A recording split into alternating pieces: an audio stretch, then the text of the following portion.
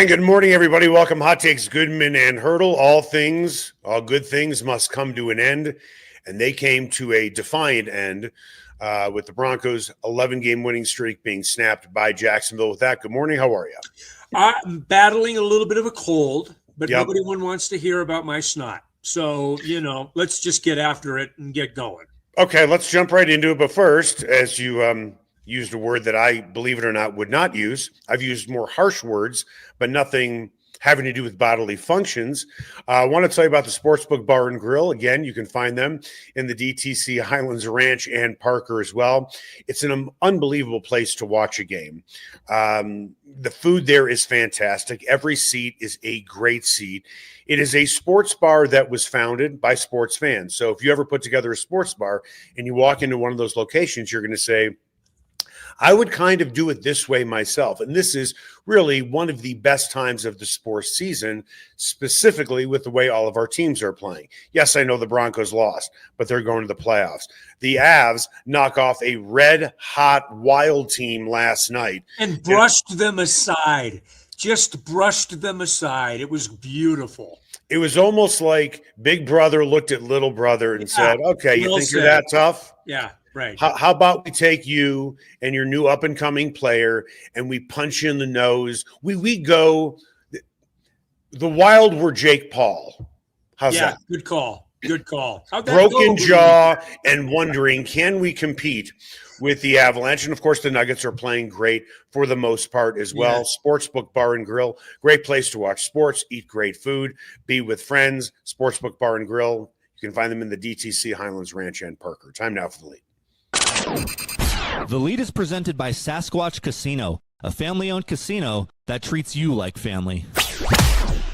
It is fair to say the Broncos got dominated in every phase of the game. Fox analyst Daryl Johnson said near the end of the game, quote, maybe the Broncos needed to be punched in the mouth before the playoffs, as he pointed to the Jags' 6-game winning streak, which started after the Jaguars blew a 19-point lead to the Texans. Sometimes really good things can come out of bad moments. So with that, do you buy this argument? This could be a good loss for the Broncos heading into the playoffs as it kind of recalibrates them. At the end of the day, there are always teaching moments, and I get it. Yeah. But they're far more powerful after a loss than they are after a win with those teaching moments. Or do you think teaching moments are overrated? Well, I don't think teaching moments are ever overrated. I think you can always learn. And I think that that's one of the strengths of this football team. They treat wins and losses very similarly. How do we learn from what we did, the good, the bad, the indifferent? What do we learn from it, and how do we apply it coming up in the next game, which in this case is a very quick turnaround for a Christmas Day in Kansas City against a quarterback whose name no one can pronounce. But anyway, we'll cross that bridge when we get to it. You know me, Eric. I'm old school. Give me the damn wins. I'm not big on losses being good, but I do think that you can feather it a little bit. It's not bad for a team to be able to reset. It's not bad for a team sometimes to kind of refocus. I'm not alleging that this team had gotten too far one way or the other. I'm not saying that at all. I'm not saying that in any shape or fashion. You can't play the way that you did the week before against a Green Bay team that was cooking with oil coming in and had all of their pieces still in place. Not the one that lost this weekend to Chicago, the one that had won 4 straight games and were playing really well, and then turn around and play a game like you did against Jacksonville, and suddenly you want to throw the baby out with the bathwater. We're not going to do that, but you got to learn from it. And I think that that's what you're saying. Can this loss be good for a reset, recalibration? You figure out the term, and I'll buy into it a little bit. Here's the thing, is that when you can always have teaching moments, I think, in wins, but you have everybody's attention after a loss. Yeah. Because what are you going to come back with? Because, you could have a bunch of close wins and there's some teaching moments. There could be some guys sitting there thinking, Coach, who won the game, why are you being so hard on us? In this case, They lost the game. They weren't as good offensively as the Jaguars, weren't as good defensively, weren't as good on special teams. Right. And no one can look at Payton and say, well, we won 11 in a row. No, you happen to lose this game. Right. And there are a lot of problems that we had, right? And oh, by the way, we have done a lot of comparisons to 2015. One of them, and the most obvious being, 10 years ago, the Super Bowl was in Santa Clara where the 49ers play. And this season is littered with comparisons to the team in 2015. Here's another one just for fun. In 2015, nearly 10 years later, the Broncos, great defense, went to Pittsburgh and lost 34-17. That great defense gave up 34 points. This great defense gave up 34 points. See where I'm going with this? Sure. And then, oh, by the way, what happened in the playoffs? The Broncos had a rematch against the Steelers and wound up winning that game. And I'm not suggesting that is going to happen again, but even the yards in the Pittsburgh game and this game were almost similar as well. Yeah. Giving up. Yeah, it will be interesting. Here's the thing. What did the Broncos lose yesterday? They lost their margin for error. They're still the team in front. They may have teams now with that are in their peripheral vision, but they're still out in clean air. They control their destiny. You win 2 games, there is no discussion. They win the West. They're the AFC's top seed. Period. That's it. End of conversation. Now, they've given away their margin for error. All of a sudden now, Jacksonville is in the mix, and they're in the mix with the tiebreaker. The Chargers are back in the mix, not just for the division, but for the AFC. The Buffalo Bills are in the mix. The Patriots rally with the last 15 points last night. They now are back in the mix. Although the Broncos, remember, have the tiebreaker against the Patriots. So, yes, there's a whole lot of getting chummy at the top of the AFC, but the Broncos still control their destiny. And, Eric, you can't ask for anything more than if you go and take care of your business on Thursday and they're a double-digit favorite on the road against a Chiefs team that is beyond leaking oil. Now all of a sudden you're going to go into basically a 1-game winner take all if the Chargers can win at home against Houston, and that's an if game. I would expect them to win that game, but Houston can play and they've got a very opportunistic defense. So you can't ask for much more than going into the last week of the season in control of your destiny with all of your goals still right there in front of you. I could be wrong. You cover the Chiefs. I cover the Chiefs. It's a tough place to play. It is. With where the Chiefs are now on Christmas, people want to celebrate Christmas. I don't know if that's going to be a packed house. It may be.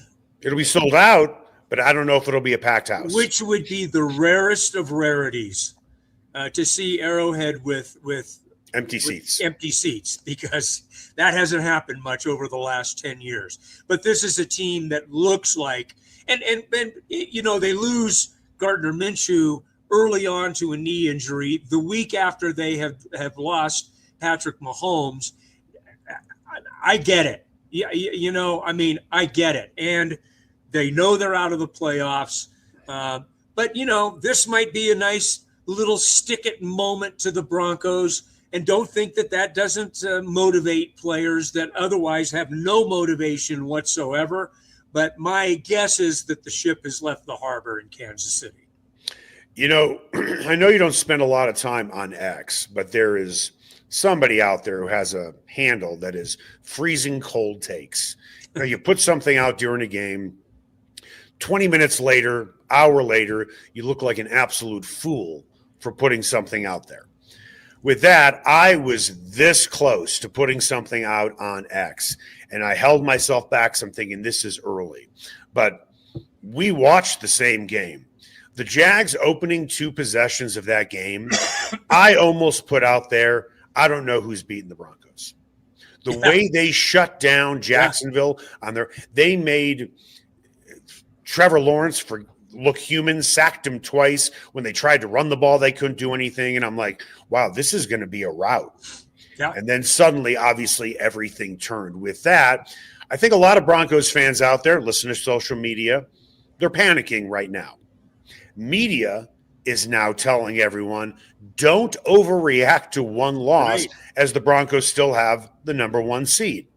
Is there a happy medium to this, or is this argument one-sided? Well, it's not even worth having, because you can't talk fans off a ledge. That's just how fans are, and it's okay. There's nothing wrong with that. That's part and parcel of who you are as a fan, and I get the investment that you have. But believe me, I'm that way with the Red Sox. I mean, it can absolutely ruin my day. Really, it can, which is ridiculous, and I allow that to happen. It's silly. But when you invest so much and you believe, whatever the case may be, and you get to that point and you haven't been able to be there for 10 years or the better part of 10 years, I get it. I totally understand it. It's hard to take a minute, take a deep breath, and say everything's okay, because you live in the moment of rating the 60 minutes that you just saw. And there is no way that you can spin it in a good way yesterday. You saw 60 minutes of, that's not very good. But here we are. You've got to make sure that it's like what I try to do, and I think you do too. I think you just don't try to get too high or too low with results during the season. On one hand, the Broncos are 12-3.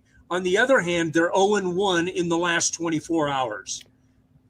Be careful about how you judge one against the other, because you still had to get to 12-3. Yeah, and we'll get into this in a minute. Sure. But there's some underlying things here that should make the Broncos in that room concerned. Not for fans, not for media. There are some things that they need to look at and say, whoa, we are starting to see a trend here, but we will get into that momentarily.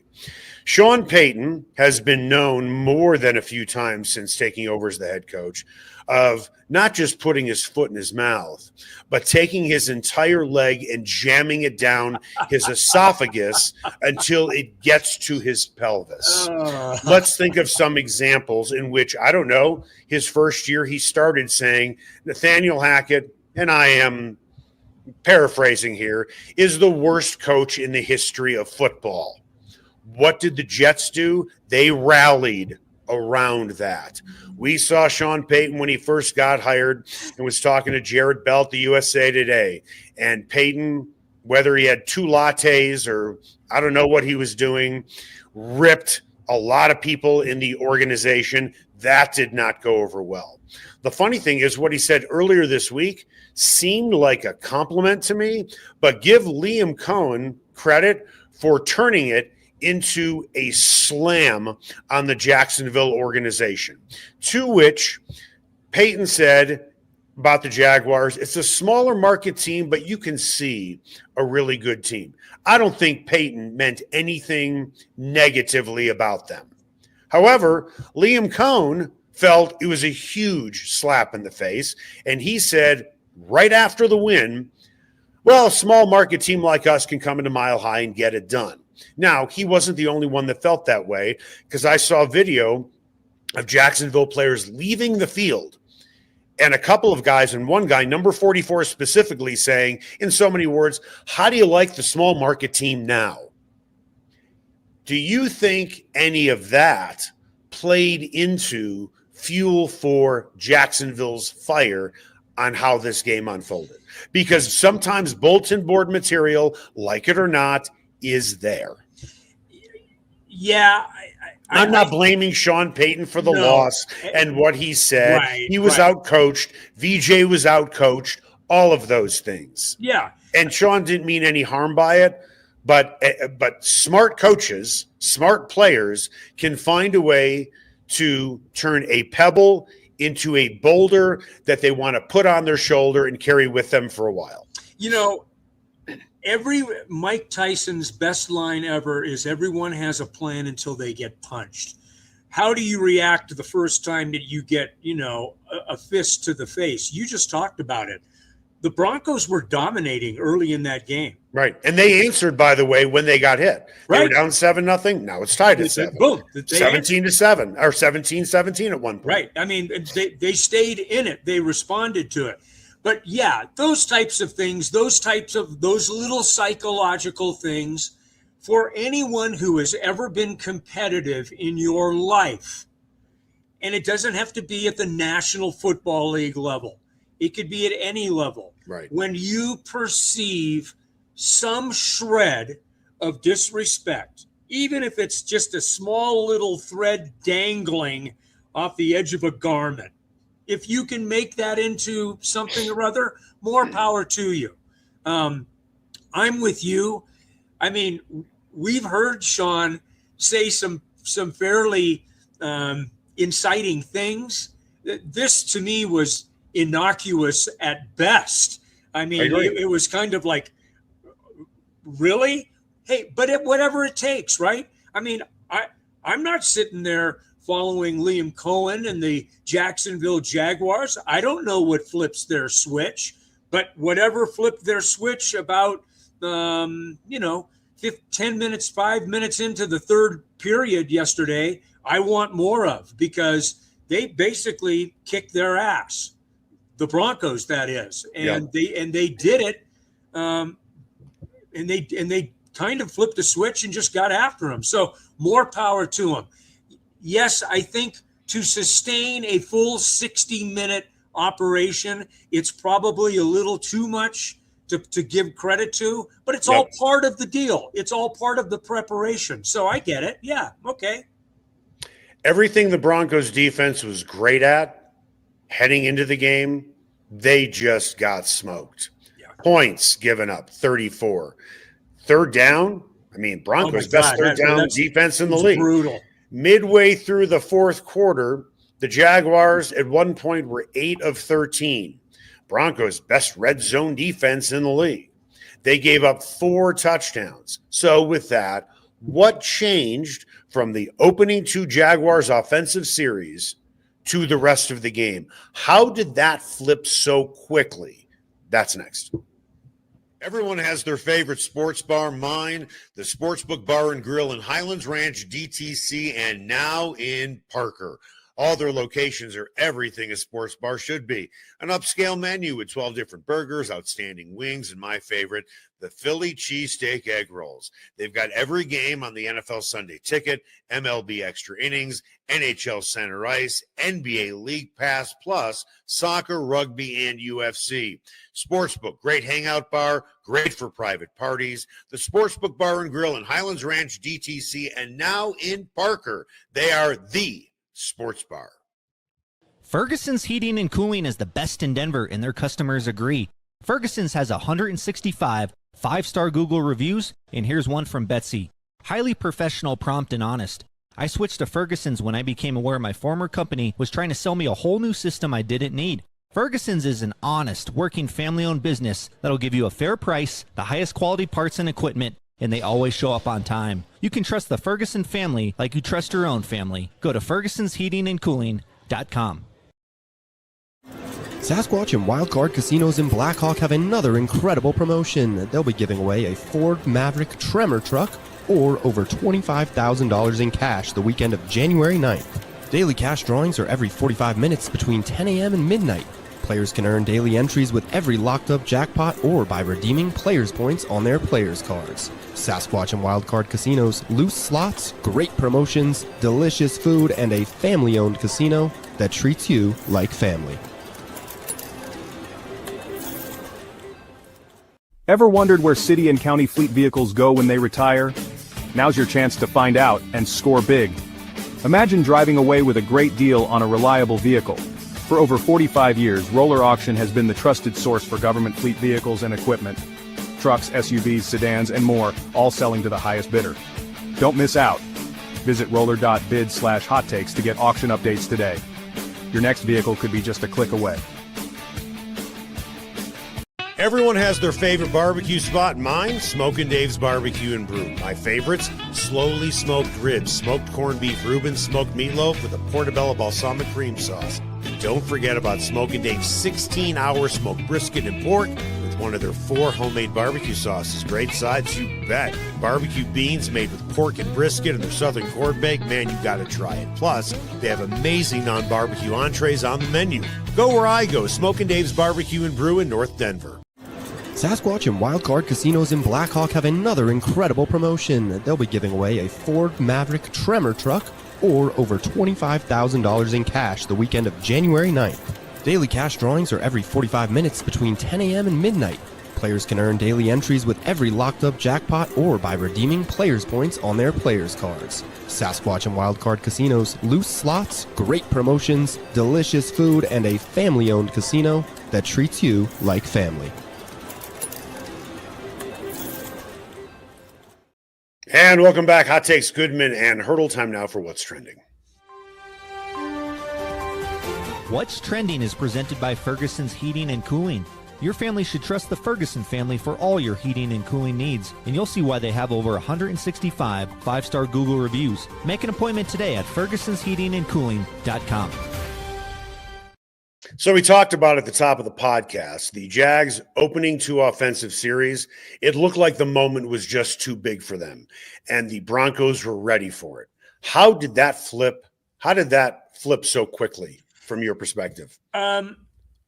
Well, first of all, you give great credit to the Jacksonville offensive line, who was without, by the way, lost a starter midway through the game. But still was able to do what they needed to do in protection. And I thought that was a huge difference, A. B, the Broncos had maybe their worst tackling day that I have seen in a long time. And give Trevor Lawrence credit. Trevor Lawrence is a big, strong, athletic quarterback. His threat to run the football was evidenced yesterday. He did some really nice things with his feet, scored a touchdown, those types of things. But then he also delivers the ball, and he did a great job yesterday delivering the ball. He had been on a 3-game heater, and I mean a heater, for the last 3 games, arguably the hottest quarterback in the league, and he didn't do anything yesterday to back off of that. I thought he was absolutely great. But the Broncos really had issues stopping the initial surge yesterday. Not so much in the ground game. They did a pretty good job, I thought, against the run, but they could not do anything with the mid-range pass game. They couldn't get guys on the ground, couldn't get off the field on 3rd down. And by the way, couldn't stay on the field on 3rd down when they had the ball. It was, Right. I mean, Bo Nix threw for, I think, a career high, but it was inconsequential because very little of it was to keep drives going and get points at the end of drives. So it was just one of those days that kind of conspired against the Broncos, but it was odd because they got off to really a pretty good start. I mean, Will Lutz clanking one off the right upright from 44 yards out. That's basically a chip shot for him. Right. But that could have been, it really in retrospect, oh God, is it going to really be this kind of game, kind of moment? And it ended up being exactly that. Their tackling yesterday was like trying to grab a hold of a greased watermelon in a swimming pool. Yeah, it was bad. And once those guys got into space and you're watching missed tackles all over the place, that to me was an aberration. I don't think they're that bad of a tackling team at all. However, let's start digging a little deep into some history and recent history. The Broncos defense has given up 50 points over their last 2 games to the Packers and now to the Jaguars. Now, let's go back just for fun to last season. If you include the game on November 30th last year as a December game against Washington, the Broncos had given up 25 points per game over their last 4 games. So they started to fade in December. And then what we saw in Buffalo was nothing more than what we had seen in December at the end of last regular season. Is that fair to say? Yeah. I mean, yeah, absolutely. The numbers don't lie. Well, what I'm curious to see is, because there's another parallel as well, and you weren't here for it, but Mike Shanahan's teams always started hot and they always faded in December. And they, generally speaking, after they won the Super Bowl, I'm talking about with Jake Plummer's the quarterback and so on and so forth, taking 2005 out of it, in which they did win a playoff game to get to the AFC Championship game. But that was the only playoff win for Mike Shanahan after winning a Super Bowl when he was the head coach in Denver. That was a trend. You kind of had a feeling the Broncos are going to start off hot. Let's see how they finish. Now, with this Vance Joseph defense that is wildly talented, really, really good, are we starting to see a defense that is starting to fade for the second consecutive year late in the season? Well, I would push back against that slightly, because I thought their second half against Green Bay was absolutely game-changing. I thought they were fantastic. They gave up 110 yards. Or how about the game against Washington? Well, I mean, you're right. That's my point. And I'm not going to count really the full 17 points that the Raiders put up, because that was all garbage time, and we understand that. But when you look at their last 4 games, the Commanders, the Packers, and now the Jaguars, the Broncos defense does not look like a top defense. I thought they did in the second half against the Packers. I thought they were easily the best unit on the field in the second half. I agree. So let me just. But I hear what you're saying. Real quick. Let me throw some numbers at you. In their last 2 games, their defense has been shredded 75% of the time. The other 25% was that second half against the Packers. They got shredded in the first half against the Packers and shredded pretty much throughout the game against the Jaguars. Of 8 quarters, they were good for 2. Simple math is they've been shredded for 75% of their last 2 games. Yeah. So are you going to bet against them at this point?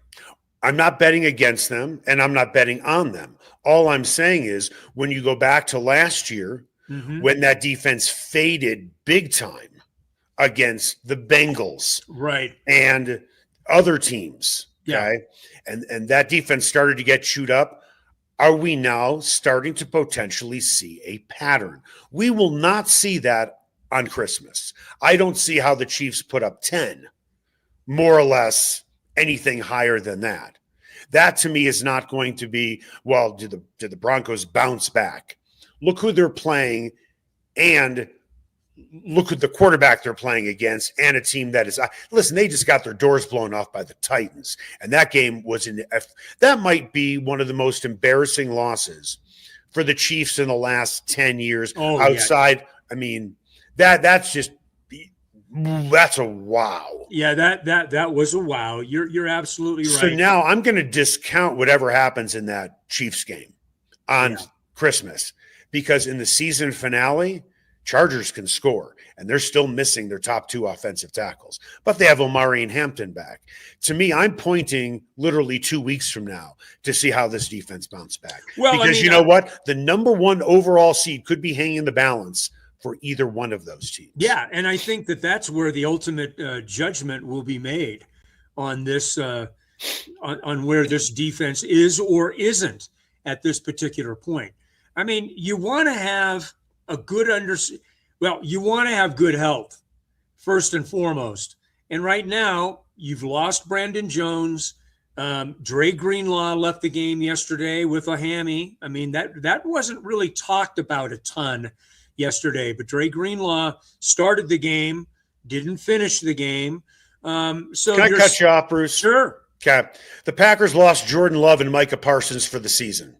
Take all 5 guys who are injured right now, whether it is Pat Bryant, Dre Greenlaw, Turner Yell, Jonah Ellis, and whoever else you want to throw in there. Those 5 guys combined are not Micah Parsons, and they're sure as hell not combined Micah Parsons and Jordan. Well, the Love. Packers have lost Nobody 2 wants to straight hear about games. injuries. Nobody wants to hear about injuries. Well, we're talking about we're talking about what is transpiring with the defense and the challenge that they have right now. It's pretty hard for me, with all due respect, to talk about where the Broncos are right now without talking about, what they're dealing with, but they've got to overcome that. Their depth has been one of their greatest strengths this year. Yeah, now, Q Robinson was unbelievable yesterday. He was really good. But you've got to make sure that if you're Vance Joseph, you've got to be able to align yourself with the guys that you have great trust in, realizing that you've got some plug and play things going on right now. And you're more than likely going to have Justin Sternad on injured reserve and Dre Greenlaw now. Now you've got issues again at inside linebacker, right? You've got issues at inside linebacker. You've got a couple of guys back there. You've got to deal with a couple of guys back there becoming familiar with one another in the safety core. But more than anything, you got to get these guys tackling again. And they did, and you called it for one game. I'm ready to say, yeah, that's more of an aberration because we haven't seen that all season long. This is a group that tackles well, but they didn't yesterday. Period. End of conversation. Just for fun, no particular order. Give me the Broncos' top 7 defensive players. Patrick Surtain. Yep. Benito Cooper. Yep. Zach Allen. Yep. John Franklin Myers. Yep. Malcolm Roach. Yep. Alex Singleton. Yep. Keep going. Riley Moss. Okay, that's 8. And how many of those guys are injured? None of them. Don't want to hear about injuries. None of them are injured. Yeah, you're missing my point. You're missing my point. And my point is that you may not want to hear about injuries, but you got to deal with injuries. All teams do. I understand that. I don't, but that doesn't. It may on the grand scheme of things level the playing surface, but it's still an individual thing that you've got to deal with. You've still got to mix and match. You've still got to make sure that you have the best players on the field. Right. All of a sudden, a Q Robinson becomes an important guy. Savion Jones wasn't even activated yesterday, but he can become an important guy. And you're talking about guys that you're counting on at a time in the season where heretofore, half the time they've been inactive this season. It is a real thing, but you've still got to be able to mix and match and get guys on the field and expect them to be able to perform. You're right. Injuries are a way of life in the National Football League, period. Yep. How do you deal with it? And that's really right now the question. And it's not an overriding issue even for the Broncos. It's not. The issue yesterday was, lack of communication, not covering certain guys. When you're getting there, not getting them on the ground. Those are all things that you should be able to handle even in a short week. You got to work like hell to correct those things. And that's where the Broncos are right now. And I'm not saying that you're saying this. Mm-hmm. I'm not ready to throw the baby out with the bathwater when it comes to the Broncos defense. No, I have enough faith in their demonstrated ability to think that this defense is still going to be a positive difference maker for this team as they continue into the postseason. I'll tell you what I found interesting. And, some people might dismiss what I'm about to say. Who are the 2 wide receivers we talked most about heading into this game? Jacoby Myers, who has really changed the look of the Jaguars offense, has a new contract, right? Yep. And Brian Thomas Jr. Yeah. Those guys combined for 6 catches for 63 yards. Didn't do much of anything. But their 3rd wide receiver cooked Parker Washington. Cooked. Yeah. Yeah, so they did their job against the big guns and then got shredded by a guy who's been good this year, but he's no better than here. Who's the Broncos' third best wide receiver?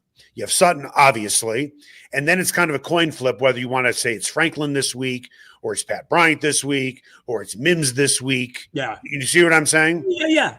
Right. I mean, how many times, and the answer is zero, how many times have we seen any of those guys go for 6 catches for 145 yards, averaging 24 yards per catch? Yeah. It's almost as if they put so much effort into shutting down those two guys. It kind of felt like, and I know it wasn't this way, it was kind of like when you're watching Little League Baseball and you know the right fielder on the other team isn't very good.